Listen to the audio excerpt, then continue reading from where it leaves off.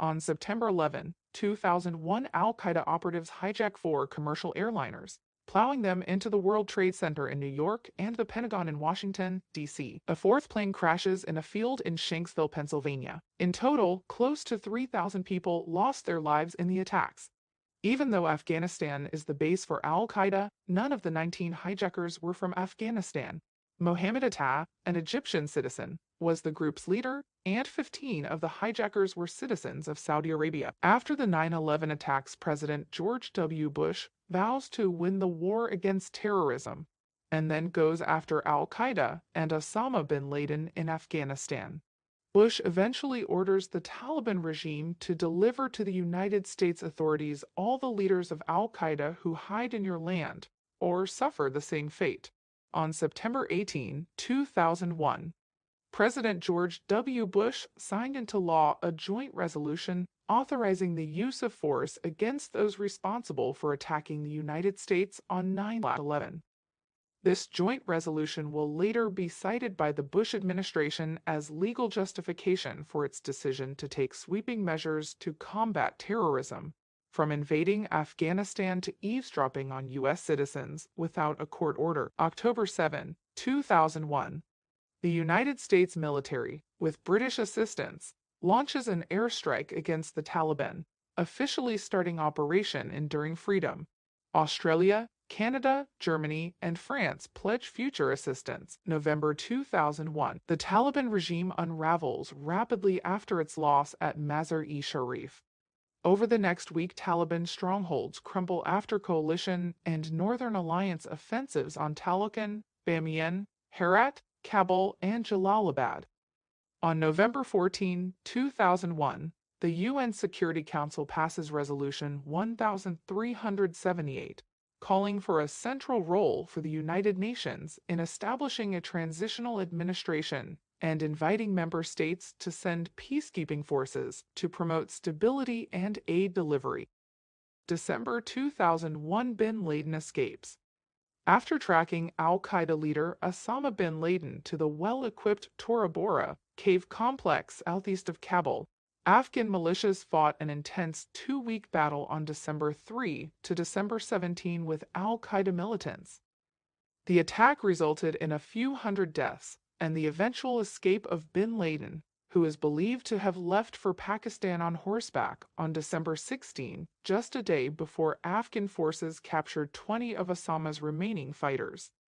Even though intelligence points to bin Laden's presence in Tora Bora, U.S. forces do not lead the assault, which is carried out by a disorganized Afghan army led by Hazrat Ali, Haji Zaman, and Haji Zahir.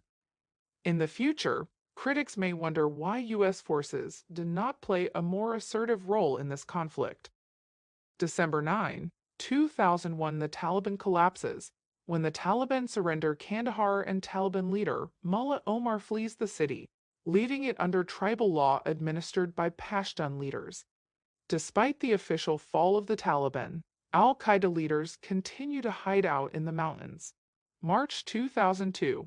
Operation Anaconda, the first major ground assault and the largest operation since Tora Bora, is launched against an estimated 800 al-Qaeda and Taliban fighters in the Shah-i-Kot Valley south of the city of Gardez, Paksha province. Nearly 2,000 U.S. and 1,000 Afghan troops battle the militants. Despite the operation size, however, Anaconda does not represent a broadening of the war effort. Instead, Pentagon planners begin shifting military and intelligence resources away from Afghanistan in the direction of Saddam Hussein's Iraq, which is increasingly mentioned as a chief U.S. threat in the War on Terror. April 17, 2002. Reconstructing Afghanistan. President George W. Bush calls for the reconstruction of Afghanistan in a speech at the Virginia Military Institute. By helping to build an Afghanistan that is free from this evil and is a better place in which to live, we are working in the best traditions of George Marshall, he says. The U.S. Congress appropriated over $38 billion in humanitarian and reconstruction assistance to Afghanistan from 2001 to 2009. May 1, 2003. Major combat over. During a briefing with reporters in Kabul, Secretary of Defense Donald Rumsfeld declares an end to major combat. There are only 8,000 U.S. soldiers stationed in Afghanistan. October 29, 2004. Bin Laden surfaces. Osama bin Laden releases a videotape which aired on the Arab television network Al Jazeera. Bin Laden taunts the Bush administration and takes responsibility for the attacks of September 11, 2001. "We want to restore freedom to our nation, just as you lay waste to our nation," bin Laden says. November 2010 timetable for security transition. At a summit in Lisbon, NATO member countries sign a declaration agreeing to hand over full responsibility for security in Afghanistan to Afghan forces by the end of 2014. 2011, al-Qaeda leader Osama bin Laden, responsible for the 9/11 attacks in New York and Washington, was killed by U.S. forces in Pakistan, the death of America's primary target for a war that started 10 years ago. June 22, 2011. President Obama outlines a plan to withdraw 33,000 troops by the summer of 2012. The surge troops, sent in December 2009, including 10,000 by the end of 2011. Polls show a record number of Americans do not support the war. March 2012, Taliban cancels talks. U.S.-Afghan tensions flare. In January, the Taliban strikes a deal to open an office in Qatar, a move toward peace talks that the United States sees as a crucial part of a political settlement to ensure a stable Afghanistan. But 2 months later, the Taliban suspends preliminary talks, accusing Washington of reneging on promises to take meaningful steps toward a prisoner swap. June 2013. Afghan security takeover completed. Afghan forces take the lead in security responsibility nationwide as NATO hands over control of the remaining 95 districts. The U.S.-led coalition's focus shifts to military training and special operations-driven counterterrorism. The handover occurs on the same day as the announcement that Taliban and U.S. officials will resume talks in Doha, Qatar, where the Taliban has just opened an office. April 13, 2017. U.S. attacks Islamic State. The United States drops its most powerful non-nuclear bomb on suspected self-proclaimed Islamic State militants at a cave complex in eastern Nangarhar province. The weapon, known colloquially as the mother of all bombs, comes as newly elected President Donald Trump delegates decision-making authorities to commanders, including the possibility of adding several thousand U.S. troops to the nearly 9,000 already deployed there. There are about as many U.S. contractors as well. The bombing casts a spotlight on the emergence of the Islamic State in Afghanistan. At the same time, the Taliban appears to be as strong as ever, and the U.S. military describes the war as a stalemate. Kabul experiences suicide bombings on a scale never before seen, while the Taliban control or contest more than a third of the country. U.S. Marines are once again dispatched to Helmand Province. August 21, 2017. Trump signals prolonged Afghan war. President Trump outlines his Afghanistan policy in an address to troops in Arlington, VA, saying that though his original instinct was to pull out, he will instead press ahead with an open-ended military commitment to prevent the emergence of a vacuum for terrorists. Differentiating his policy from Obama's, Trump says decisions about withdrawal will be based on conditions on the ground, rather than arbitrary timelines. He invites India to play a greater role in rebuilding Afghanistan while castigating Pakistan for harboring insurgents. He also pledges to loosen restrictions on combat even as the United Nations reports an uptick in civilian casualties caused by Afghan and coalition airstrikes. A political settlement with the Taliban, Trump says, is far off. January 2018. Taliban launches major attacks amid U.S. escalation. The Taliban carry out a series of bold terror attacks in Kabul that kill more than 115 people amid a broader upsurge in violence. The attacks come as the Trump administration implements its Afghanistan plan, deploying troops across rural Afghanistan to advise Afghan brigades, and launching airstrikes against opium labs to try to decimate the Taliban's finances.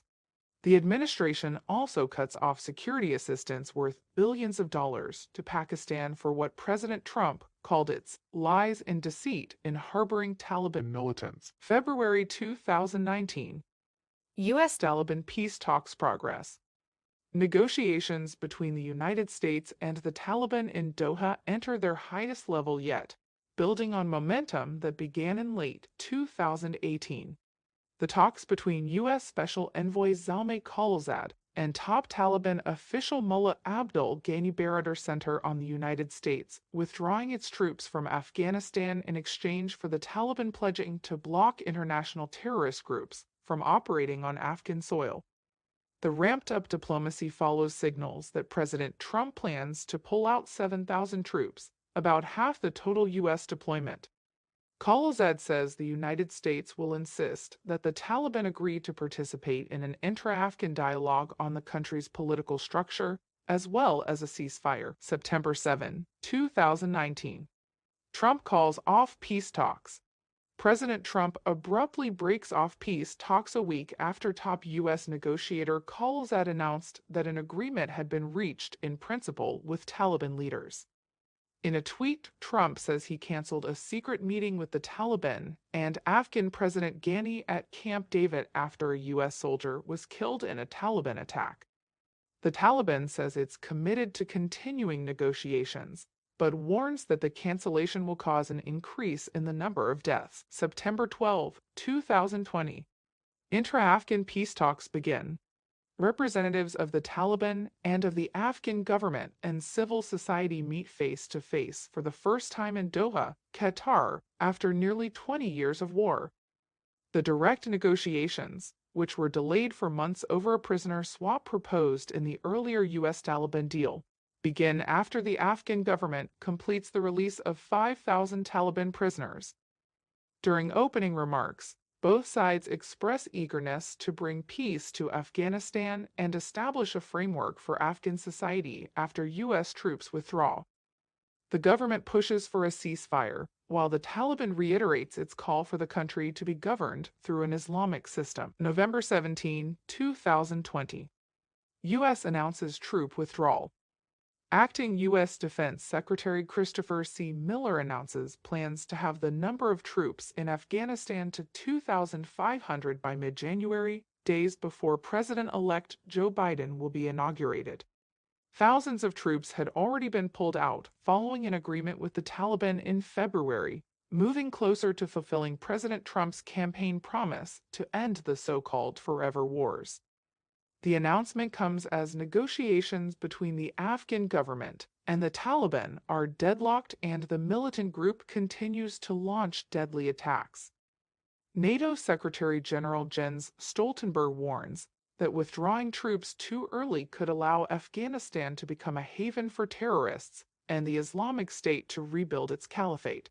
President Biden announces that the United States will not meet the deadline set under the U.S. Taliban agreement to withdraw all troops by May 1, and instead releases a plan for a full withdrawal by September 11, 2021. It's time to end America's longest war, he says. The remaining 3,500 troops in Afghanistan will be withdrawn regardless of whether progress is made in intra-Afghan peace talks or the Taliban reduces its attacks on Afghan security forces and citizens. NATO troops in Afghanistan will also leave. Biden says Washington will continue to assist Afghan security forces and support the peace process. The Taliban says it will not participate in any conference on Afghanistan's future until all foreign troops leave. President Biden says his administration made the right decision in ending U.S. military involvement in Afghanistan, arguing that the U.S. counterterrorism mission is complete. But he acknowledges that the troop withdrawal has been messy and blames Afghan security forces for failing to counter the Taliban. Meanwhile, the United States deploys 6,000 troops to evacuate U.S. and ally personnel and secure Kabul's international airport, where chaos erupts as thousands of Afghans attempt to flee. Biden says the military will help evacuate thousands of Afghans who worked with the United States, and he expands refugee status access for vulnerable Afghans. Like, comment, subscribe.